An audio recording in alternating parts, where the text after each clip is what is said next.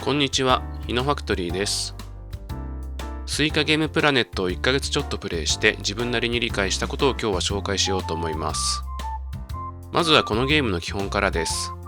このゲームは重力が中心へと向かいます。なので常にフルーツを円の形に置くことを意識すれば安定して果物を大きくすることができます。時計回りか半時計回りかはどちらでもいいです。なんなら盤面に応じて時計と半時計を使い分けるのがいいです。このように奈落に多少フルーツが入った時も置く方向は常に一定にしてください。無理にすくおうとするのではなく、他のフルーツを大きくした後にすくえばいいです。ちなみに奈落という単語はオリジナルスイカゲームで中心の空いた空間のことをそう呼ぶのが由来です。大きくしたフルーツを押して常に円の形で合成を続けます。一番やってはいけないのは左右両方からフルーツを大きくすることです。これはスペースが狭くなりますし、両側から力がかかることでフルーツが動きにくくなってしまいます。常に片側を円の形に大きくすることを意識しましょう。さて、終盤へ行く上で鬼門だと思う場面が個人的に3箇所あります。1、スイカ直前。2、スイメロ、スイカ&メロン直前。3、スイメロパイン直前です。特に3は最も事故率が高く危険なので慎重な操作が求められます。1、スイカ直前は第一の鬼門です。ここで一番危険なのは奈落に何もない状態で合成していくことで桃とパインをまとめて外側へ押しやるような形になってしまうことです。これを避けるにはあらかじめ奈落に何か仕込んでおくことです。チェリーチかブドウあたりが望ましいです。仕込みのおかげでメロン、パイン、桃が四角のような形で配置され、パインを外へ押しやるのを防ぐことができます。もし奈落に何もない状態で桃ができてしまった場合は、先頭をチェリーもしくはイチゴにして上からブドウやデコで押せば奈落に突っ込むことができます。このように作ったリンゴや梨が真ん中に位置するのも強いですね。十字のような形です。もしどうしても四角や十字の形が作れなかったら、パインメロン缶とパイン桃缶に小物を配置し、手前側へ押すことでリスクを軽減できます。2、スイメロ直前は1よりさらにリスクが高いです。作り方としては1と同じなので、やはり奈落に何か入れることを意識してください。さて、ここで一つ重要なテクニックを紹介します。それはフルーツの逆入れです。逆入れとは反対から小物を入れることで合成したり押す力として利用するテクニックです。実はこのテクニック、このゲームのあらゆる場面で使える重要テクニックなので必ず覚えた方がいいです。例を紹介します。反対からイチゴでリンゴを押しています。続けてきたチェリーも反対から入れます。手前と反対のフルーツを同じにしておくと後できれいにまとまります。チェリーでイチゴを押します。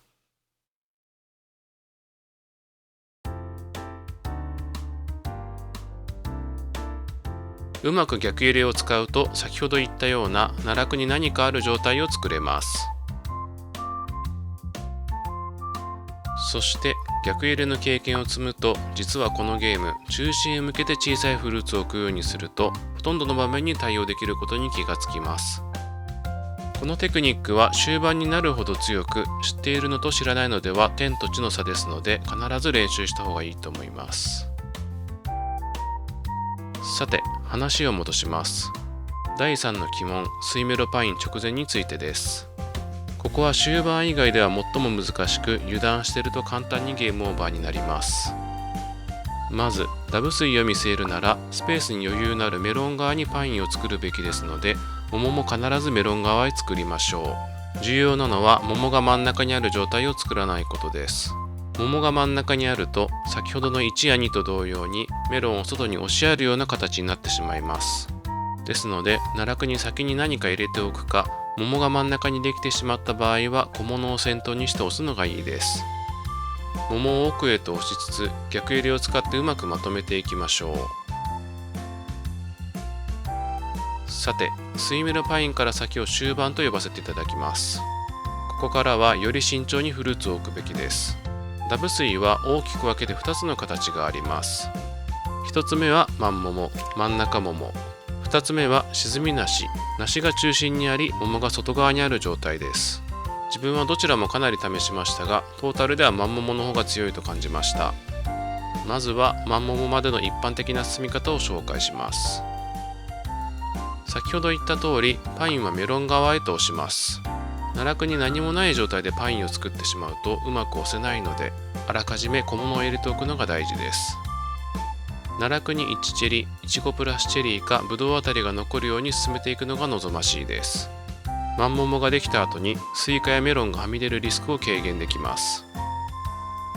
個人的奈落ランキングとしては S が1チェリ、イチゴがスイカ側、A がブドウ、B がブドチェリとデコです。チェリーがスイカ側のチェリー値も弱くはないですが、スイカがはみ出しやすいので注意が必要です。奈落に大きめのフルーツがあっても頑張れば割といけたりします。逆にイチゴもしくはチェリー単体だと小さすぎてスイカがはみ出ることが多いイメージです。奈落なしは論外です。奈落が小さいと桃がど真ん中に配置されるのでスイカやメロンがはみ出しやすくなります。さて、フルーツを順当に大きくし、梨ができたら大きいフルーツは梨上で合成し、小物は反対から押すために使うのがいいです。小物はスイカメロン缶とメロンパイン缶両方に置いた方がいいです。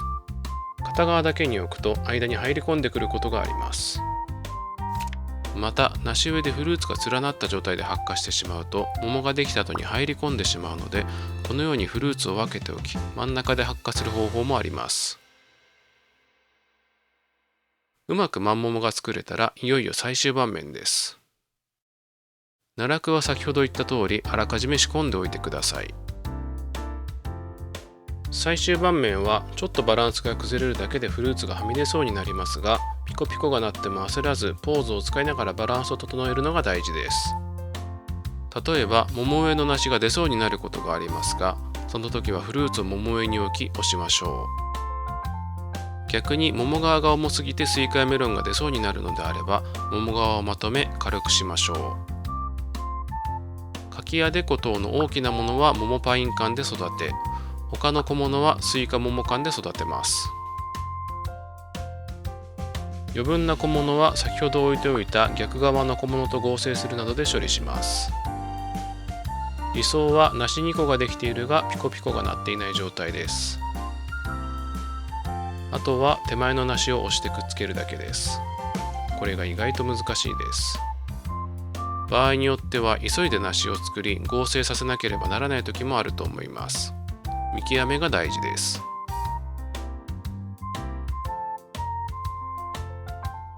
ちなみに最後のメロンを作った後、スイカメロン缶とメロン缶の隙間を空けずぴっちりくっつけるとスイカが即消えます。そのためにはメロンを作る前に逆側のフルーツをブドウ以上にしておくと間に入り込む可能性が下がります。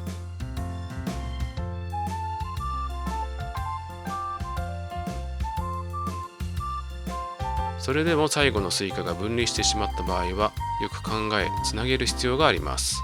オーソドックスなのは逆側から小物で押し、手前でフルーツを合成し引っこ抜いていくことだと思います。続いて沈み梨の紹介です。こちらは沈み梨を作るまでが難しいですが、作りさえすれば真桃よりも強いと思います。いくつか例を紹介します。奈落に柿もしくはリンゴ、その左右逆側から小物、上に桃の形を作る。そして奈落のリンゴをすくい出し育てていく。